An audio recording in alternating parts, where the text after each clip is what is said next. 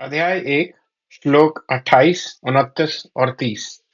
अर्जुन उवाच दृष्टवेमं स्वजनं कृष्ण युयुत्सुं समुपस्थितं सीदन्ति मम गात्राणि मुखं च परिशुष्यति वेपथुश्च शरीरे मे रोमहर्षश्च जायते गाण्डीवं स्रंसते हस्तात्वक्चैव परिदह्यते न च शक्नोम्यवस्थातुं भ्रमतीव च मे मनः। अर्थात अर्जुन बोले, हे कृष्ण, युद्ध की इच्छा वाले इस कुटुंब समुदाय को अपने सामने उपस्थित देखकर मेरे अंग शिथिल हो रहे हैं और मुख सूख रहा है तथा मेरे शरीर में कपकपी आ रही है एवं रोंगटे खड़े हो रहे हैं। हाथ से गांडीव धनुष गिर रहा है और त्वचा भी जल रही है। मेरा मन भ्रमित सा हो रहा है और मैं खड़े रहने में भी असमर्थ हो रहा हूँ। इसकी व्याख्या स्वामी स्वामी जी इस तरह करते हैं। वे कहते हैं, दृष्टवेमं स्वजनं कृष्ण युयुत्सुं समुपस्थितम्। अर्जुन को कृष्ण नाम बहुत प्रिय था। यह संबोधन गीता में 9 बार आया है। भगवान श्री कृष्ण के लिए दूसरा कोई संबोधन इतनी बार नहीं आया। ऐसे ही भगवान को अर्जुन का पार्थ नाम बहुत प्यारा था। इसलिए भगवान और अर्जुन आपस की बोलचाल में यह नाम लिया करते थे और यह बात लोगों में भी प्रसिद्ध थी। इसी दृष्टि से संजय ने गीता के अंत में कृष्ण और पार्थ नाम का उल्लेख किया है। यत्र योगेश्वरः कृष्णो यत्र पार्थो धनुर्धरः। धृतराष्ट्र ने पहले समवेता युयुत्सवः कहा था और यहाँ अर्जुन ने भी युयुत्सम समुपस्थितम कहा है, परंतु दोनों की दृष्टियों में बड़ा अंतर है। धृतराष्ट्र की दृष्टि में तो दुर्योधन आदि मेरे पुत्र हैं और युधिष्ठिर आदि पांडु के पुत्र हैं, ऐसा भेद है। अतः धृतराष्ट्र ने वहां मामकाः और पांडवाः कहा है, परंतु अर्जुन की दृष्टि में यह भेद नहीं है। अतः अर्जुन ने यहाँ स्वजनम कहा है, जिसमें दोनों पक्ष के लोग आ जाते हैं। तात्पर्य है कि धृतराष्ट्र को तो अपने युद्ध में तात्पर्य है कि धृतराष्ट्र को तो युद्ध में अपने पुत्रों के मरने की आशंका से भय है, शोक है, परंतु अर्जुन को दोनों ओर के कुटुंबियों के मरने की आशंका से शोक हो रहा है कि किसी भी तरफ का कोई भी मरे, पर वह है तो हमारा ही कुटुंबी। अब तक दृष्टवा पद 3 बार आया है। दृष्टवा तु पांडवानीकम व्यवस्थितान दृष्टवा धार्तराष्ट्रान, और यहाँ दृष्टवेमं स्वजनम। इन तीनों का तात्पर्य है कि दुर्योधन का देखना तो एक तरह का ही है। इन तीनों का तात्पर्य है कि दुर्योधन का देखना तो एक तरह का ही रहा, अर्थात दुर्योधन का तो युद्ध का ही एक भाव रहा, परंतु अर्जुन का देखना 2 तरह का हुआ। पहले तो अर्जुन धृतराष्ट्र के पुत्रों को देखकर वीरता में आकर युद्ध के लिए धनुष उठाकर खड़े हो जाते हैं, और अब स्वजनों को देखकर कायरता से आविष्ट हो रहे हैं, युद्ध से उपरत हो रहे हैं और उनके हाथ से धनुष गिर रहा है। अर्जुन के मन में युद्ध के भावी परिणाम को लेकर चिंता हो रही है, दुख हो रहा है। उस चिंता दुख का असर अर्जुन के सारे शरीर पर पड़ रहा है। उसी असर को अर्जुन स्पष्ट शब्दों में कह रहे हैं कि मेरे शरीर का हाथ, पैर, मुख आदि एक एक अंग शिथिल हो रहा है। मुख सूखता जा रहा है, जिससे बोलना भी कठिन हो रहा है। सारा शरीर थर थर कांप रहा है। शरीर के सभी रोंगटे खड़े हो रहे हैं, अर्थात सारा शरीर रोमांचित हो रहा है। जिस गांडीव धनुष की प्रत्यंचा की टंकार से शत्रु भयभीत हो जाते हैं, वही गांडीव धनुष आज मेरे हाथ से गिर रहा है। त्वचा में, सारे शरीर में जलन हो रही है। यह भी नहीं, मेरा मन भ्रमित हो रहा है, अर्थात मेरे मेरे को क्या करना चाहिए यह भी नहीं सूझ रहा है। यहाँ युद्धभूमि में रथ पर खड़े रहने में भी मैं असमर्थ हो रहा हूँ। ऐसा लगता है कि मैं मूर्छित होकर गिर पड़ूंगा। ऐसे अनर्थकारक युद्ध में खड़ा रहना भी एक पाप मालूम दे रहा है।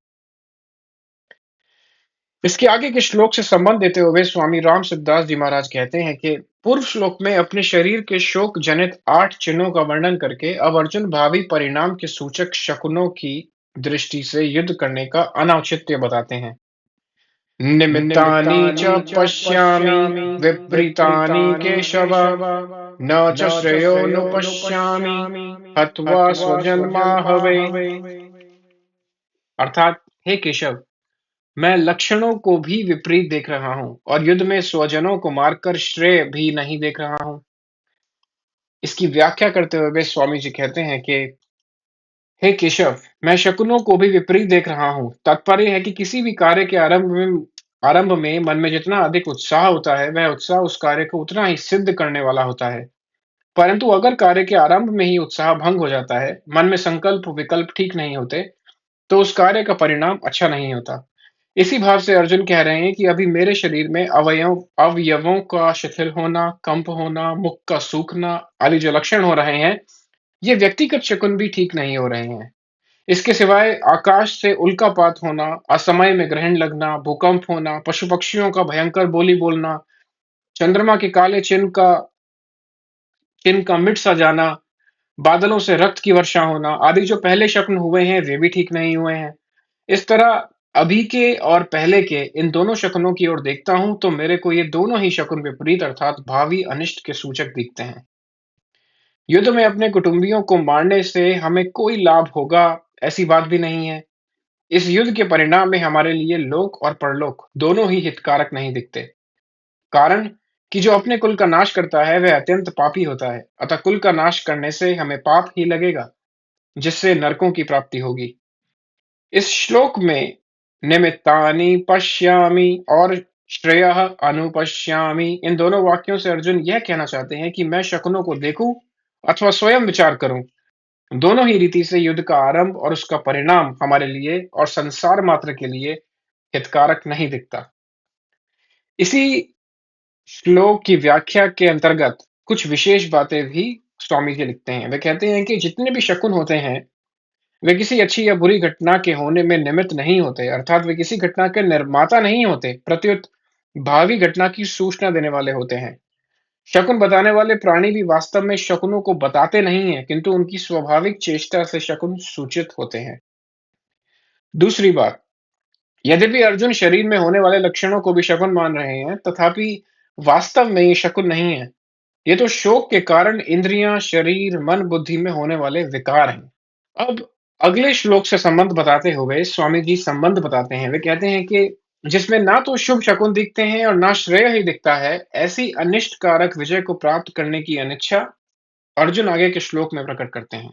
वे कहते हैं, न कांक्षे विजयम कृष्ण न च राज्यम सुखानि च किम नो राज्येन गोविंद किम भोगैर्जीवितेन वा।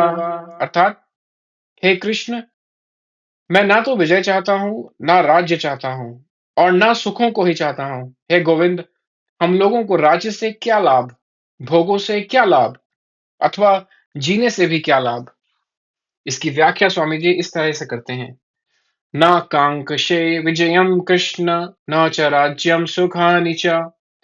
मान लें कि युद्ध में हमारी विजय हो जाए, तो विजय होने से पूरी पृथ्वी पर हमारा राज्य हो जाएगा, अधिकार हो जाएगा। पृथ्वी का राज्य मिलने से हमें अनेक प्रकार के सुख मिलेंगे, परंतु इनमें से मैं कुछ भी नहीं चाहता, अर्थात मेरे मन में विजय, राज्य एवं सुखों की कामना नहीं है। जब हमारे मन में किसी प्रकार की विजय, राज्य और सुख की कामना ही नहीं है, तो फिर इतना कितना ही बड़ा राज्य क्यों ना मिल जाए, पर उससे हमें क्या लाभ? कितने ही सुंदर-सुंदर भोग मिल जाएं, पर उनसे हमें क्या लाभ? अथवा कुटुंबियों को मारकर हम राज्य के सुख भोगते हुए कितने ही वर्ष जीते रहें, उससे भी हमें क्या लाभ? तात्पर्य है कि ये विजय, राज्य और भोग तभी सुख दे सकते हैं जब भीतर में इनकी कामना हो, प्रियता हो, इनका महत्व हो। परंतु हमारे भीतर तो इनकी कामना ही नहीं है। अतः ये हमें क्या सुख दे सकते हैं? इन कुटुंबियों को मारकर हमारी जीने की भी इच्छा नहीं है, क्योंकि जब हमारे कुटुंबी मर जाएंगे, तब ये राज्य और भोग किसके काम आएंगे? राज्य, भोग आदि तो कुटुंब के लिए ही होते हैं, पर जब यही मर जाएंगे तब इनको कौन भोगेगा? भोगने की बात तो दूर रही, उल्टे हमें और अधिक चिंता और शोक होंगे। आगे के श्लोक अगले वीडियोस में। धन्यवाद।